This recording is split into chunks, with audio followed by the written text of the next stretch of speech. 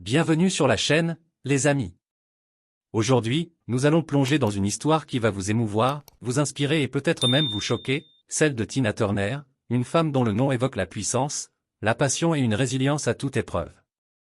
De ses débuts modestes dans les champs de coton du Tennessee à son statut d'icône mondiale du rock'n'roll, Tina Turner a vécu une vie marquée par des triomphes éclatants et des épreuves déchirantes. Derrière son sourire éclatant et ses performances électrisantes se cachait une réalité bien plus sombre, faite de luttes, de trahison et de combats personnels. Alors, installez-vous confortablement, car nous allons retracer chaque étape de cette incroyable odyssée, depuis ses premières années jusqu'à ses derniers jours paisibles au bord du lac de Zurich. Préparez-vous à découvrir la vraie Tina Turner, une survivante, une battante, une légende. Commençons par le début. Tina Turner, ce n'était pas son vrai nom. Elle est née Anna Mae Bullock le 26 novembre 1939, dans une petite ville rurale appelée Nutbush, au Tennessee. Nutbush était un endroit modeste, où la vie tournait autour des champs de coton et du travail agricole. Les parents d'Anna, Zelma et Floyd Bullock, étaient métayers, travaillant dur pour joindre les deux bouts. Dès son plus jeune âge, Anna les aidait dans les champs, cueillant du coton sous le soleil brûlant du Tennessee. C'était une vie simple, mais difficile, marquée par les contraintes économiques et les tensions familiales. Anna grandissait dans un foyer où l'amour parental n'était pas toujours au rendez-vous, et cette réalité allait façonner sa personnalité et son avenir. Quand la Seconde Guerre mondiale éclate, tout change pour la famille Bullock. Les parents d'Anna trouvent du travail dans une usine de défense à Knoxville, à des kilomètres de Nutbush. Cette opportunité représente une chance de stabilité financière, mais elle a un coût déchirant. Zelma et Floyd prennent une décision qui marquera Anna à jamais, ils laissent leurs 3 filles, Anna et ses 2 sœurs, Aline et Evelyn, derrière eux. Anna, alors âgée de seulement 6 ans, est envoyée vivre chez ses grands-parents paternels, des baptistes stricts qui imposent une discipline rigide. Cette séparation est un premier coup dur. Anna, encore une enfant, se retrouve déracinée, loin de ses parents et de ses sœurs, dans un environnement où l'affection est rare et les règles strictes. Elle ne verra ni ne jouera avec ses sœurs pendant des années, un vide qui pèse lourd sur son cœur d'enfant. La fin de la guerre en Europe ramène un semblant de réunion familiale. Anna et ses sœurs rejoignent leurs parents à Knoxville, mais le foyer reste instable. Les tensions entre Zelma et Floyd s'intensifient, alimentées par des disputes fréquentes et une relation toxique. Puis, à l'âge de 11 ans, Anna vit l'un des moments les plus traumatisants de sa vie. Sa mère, Zelma, fuyant un mariage abusif, abandonne la famille sans prévenir. Elle part pour Saint-Louis, laissant Anna, ses sœurs et leur père derrière. Cet abandon est un choc profond pour Anna. Elle se sent rejetée, non désirée, et cette blessure émotionnelle laissera des cicatrices durables. Elle décrira plus tard ce sentiment d'être non aimée comme une douleur qui l'a suivie pendant des années, influençant sa vision d'elle-même et ses relations futures. 2 ans plus tard, son père, Floyd, refait sa vie avec une nouvelle épouse et déménage à Détroit, abandonnant à son tour Anna et ses sœurs. Une fois de plus, les 3 filles sont laissées à elles-mêmes, envoyées vivre chez leur autre grand-mère à Brownsville, Tennessee. Cette période marque un tournant pour Anna. Après avoir été abandonnée par ses 2 parents, elle commence à développer une résilience intérieure, une indépendance farouche. Elle refuse de se laisser définir par ses rejets. À Brownsville, elle travaille comme femme de ménage pour une famille aisée, un emploi humble qui lui permet de subvenir à ses besoins tout en vivant avec sa grand-mère. Mais la vie continue de lui infliger des coups durs.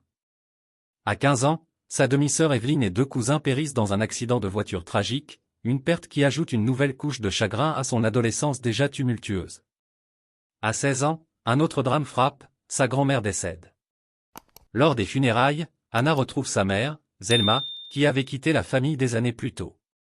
Zelma propose à Anna et sa sœur Aline de venir vivre avec elle à Saint-Louis. Pour Anna, c'est une décision difficile.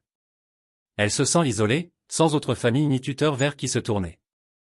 Saint-Louis représente une chance de quitter la vie rurale du Tennessee, mais cela signifie aussi renouer avec une mère qui l'a abandonnée. À contre-cœur, Anna accepte, et c'est ainsi qu'elle s'installe dans une ville vibrante, pleine de promesses, mais aussi de nouveaux défis. À Saint-Louis, Anna découvre un monde totalement différent. La ville est un centre bouillonnant de musique, avec des clubs et des salles de concert où le rhythm and blues et le rock'n'roll prennent vie. Adolescente, Anna fréquente ces lieux avec sa sœur Aline, fascinée par l'énergie des performances live. Une nuit, au Manhattan Club, elle assiste à un concert d'Ike Turner et de son groupe, les Kings of Rhythm. La présence scénique d'Icke et le son brut du groupe captive immédiatement Anna. Elle sait, à cet instant, qu'elle veut chanter avec eux. Mais intégrer le groupe n'est pas facile. À l'époque, les Kings of Rhythm sont un groupe exclusivement masculin, et Icke ignore les demandes répétées d'Anna pour rejoindre la formation. Cependant, Anna n'est pas du genre à abandonner. En 1957, lors d'une pause du groupe, elle saisit une opportunité. Pendant que les musiciens se reposent, elle s'empare du micro et commence à chanter une ballade blues de B.B. King. Sa voix, puissante et pleine d'émotion, électrise la salle. Icke, impressionné, l'invite à chanter à nouveau.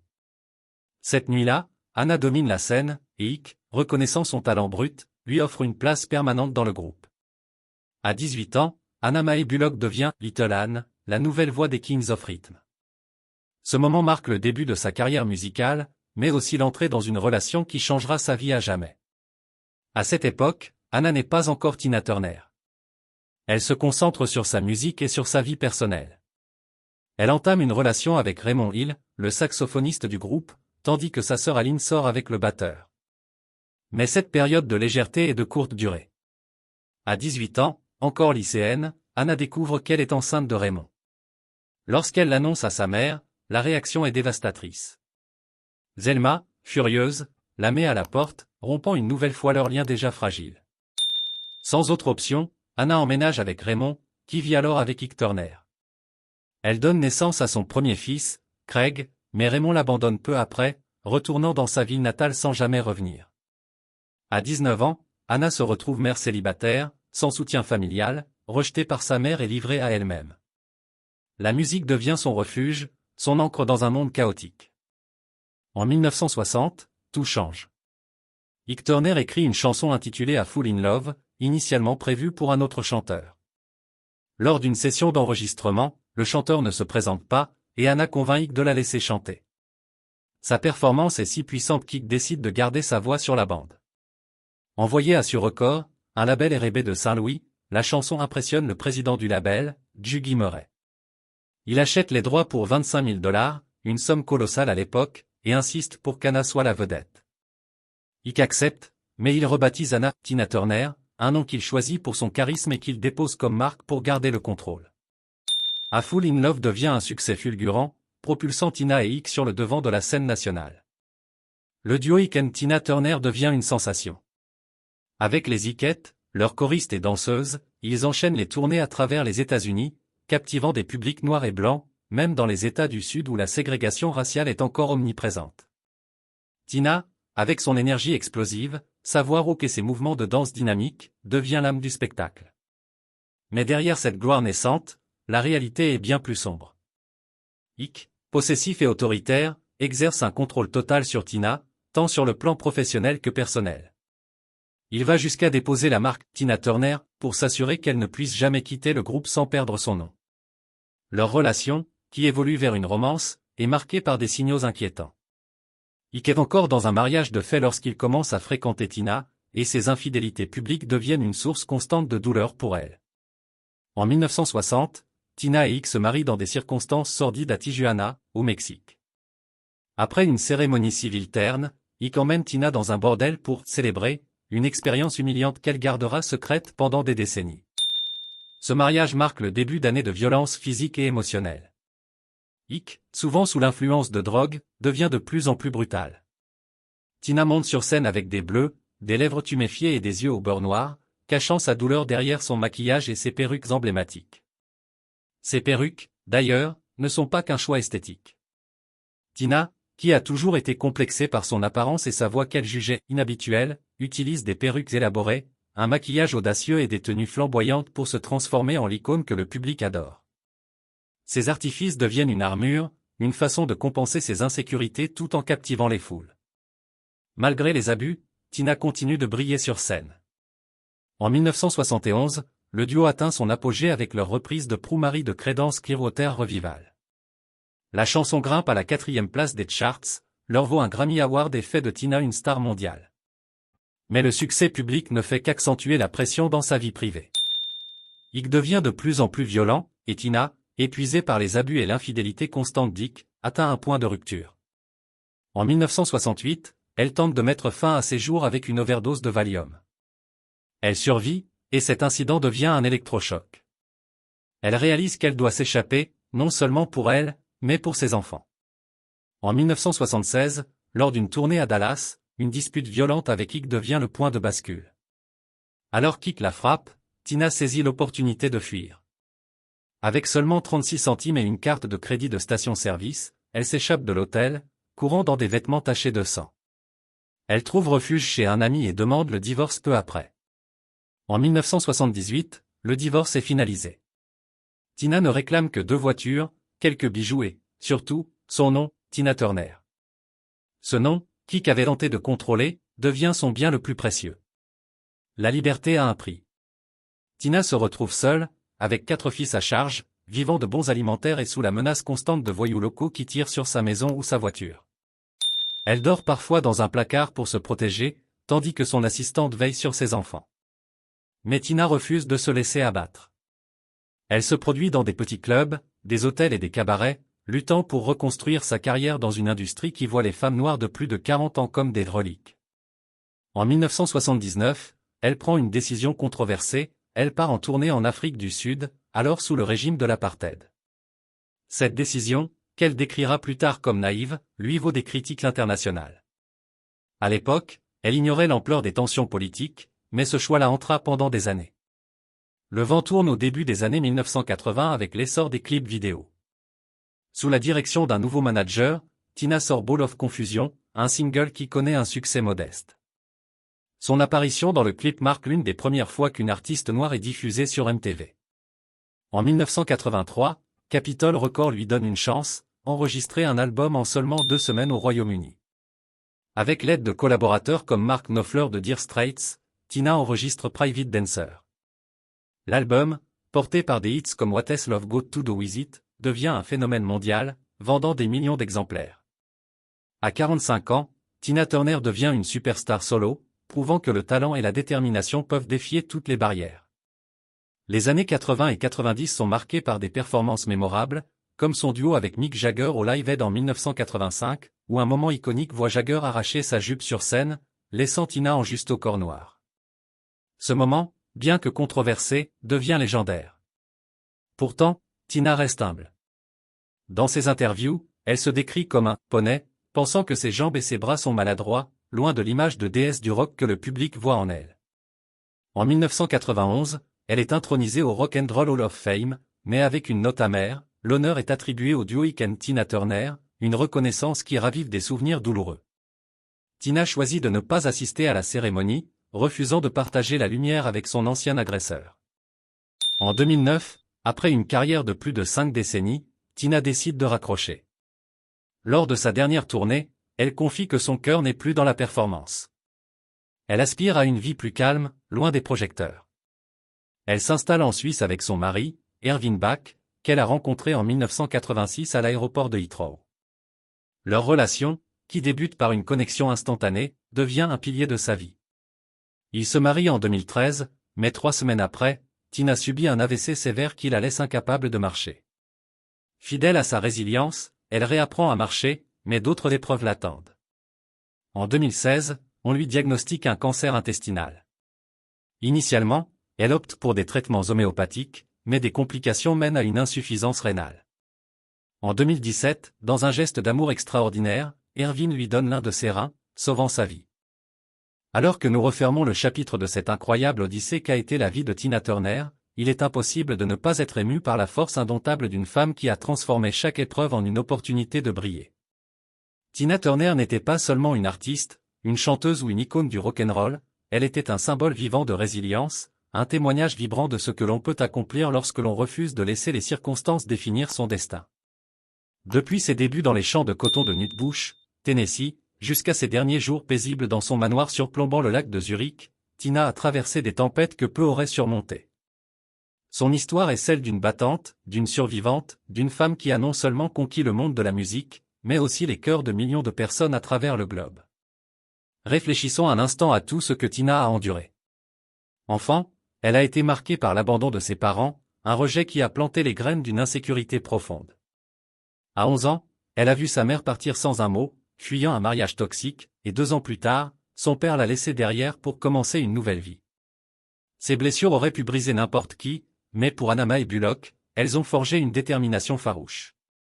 Adolescente, elle a affronté la perte tragique de sa demi-sœur et de ses cousins dans un accident de voiture, puis la mort de sa grand-mère, qui l'a laissée sans ancre familiale. Pourtant, chaque coup dur semblait renforcer sa volonté de tracer son propre chemin. Lorsqu'elle a déménagé à Saint-Louis pour rejoindre sa mère, elle n'avait aucune idée que la ville allait devenir le tremplin de sa carrière, mais aussi le théâtre de nouvelles épreuves. Sa rencontre avec Ike Turner a marqué un tournant décisif. À 18 ans, elle s'est emparée du micro lors d'une performance improvisée et a captivé Ike et le public avec sa voix puissante. Ce moment a donné naissance à Tina Turner, mais il a aussi lié son destin à une relation toxique qui la hantrait pendant des décennies. Sous le contrôle oppressant d'Ike, Tina a brillé sur scène, électrisant les foules avec des hits comme Prue Marie et A Fool in Love. Mais en coulisses, elle vivait un cauchemar fait de violence physique et émotionnelle. Ike, qui avait déposé la marque Tina Turner pour s'assurer qu'elle ne puisse jamais le quitter sans perdre son identité, exerçait un pouvoir absolu sur elle. Pourtant, même dans les moments les plus sombres, Tina a trouvé la force de continuer. En 1968, après une tentative désespérée de mettre fin à ses jours, elle a réalisé qu'elle devait s'échapper, non seulement pour elle-même, mais pour ses enfants et pour l'avenir qu'elle méritait. Son évasion en 1976, avec seulement 36 centimes en poche, reste l'un des actes de courage les plus emblématiques de sa vie. Fuyant un hôtel de Dallas, vêtue de vêtements tachés de sang, Tina a choisi la liberté, même au prix de tout perdre. Lorsqu'elle a finalisé son divorce en 1978, elle n'a réclamé que son nom, un symbole de son identité et de sa détermination à se reconstruire. Les années qui ont suivi ont été marquées par des luttes financières, des menaces constantes et une carrière qui semblait au point mort. Mais Tina n'a jamais abandonné. En 1983, avec l'album Private Dancer, elle a orchestré l'un des retours les plus spectaculaires de l'histoire de la musique. À 45 ans, elle est devenue une superstar mondiale, prouvant que l'âge, le genre ou les origines ne peuvent entraver un talent porté par une volonté inébranlable. Les années 80 et 90 ont vu Tina dominer les scènes internationales, des concerts à guichets fermés aux performances légendaires comme celle du Live Aid avec Mick Jagger. Mais même au sommet de sa gloire, elle restait humble. Elle se voyait comme un poney, pensant que ses jambes et ses bras étaient maladroits, loin de l'image de déesse du rock que le monde admirait. Cette humilité, mêlée d'une force intérieure, est ce qui rendait Tina si unique. Elle n'a jamais cherché la gloire pour la gloire, elle chantait pour exprimer sa vérité, pour se libérer des chaînes de son passé. Dans ces dernières années, Tina a trouvé une paix qu'elle avait longtemps cherchée. Sa rencontre avec Ervin Bach en 1986 a marqué le début d'une relation fondée sur l'amour et le respect, un contraste saisissant avec son passé. Leur mariage en 2013, suivi de l'acte héroïque d'Ervin qui lui a donné un rein en 2017, a symbolisé un amour qui transcende les épreuves. Malgré un AVC, un cancer et la perte tragique de son fils Craig en 2018, Tina a continué à avancer, portée par sa foi bouddhiste et sa résilience. Elle a trouvé du réconfort dans la pratique du chant bouddhiste, qui lui a offert une clarté spirituelle dans les moments les plus sombres. Tina Turner s'éteint le 24 mai 2023, à 83 ans, dans son manoir surplombant le lac de Zurich. Jusqu'à la fin, elle vit paisiblement, avec une pancarte sur sa porte indiquant en allemand « Ne sonnez pas avant midi ». Sa mort choque le monde, mais son héritage reste immortel. Tina n'était pas seulement une chanteuse, elle était une survivante, une icône qui a surmonté l'abandon, les abus, la maladie et la perte pour devenir une légende mondiale. Alors, quelle est votre chanson préférée de Tina Turner? Prue Marie? What has love got to do with it? Ou peut-être une autre? Comment son histoire vous a-t-elle inspiré? Partagez vos pensées dans les commentaires, et si cette vidéo vous a touché, laissez un pouce bleu et abonnez-vous pour plus d'histoires incroyables. Merci d'avoir regardé, et à bientôt pour une nouvelle aventure.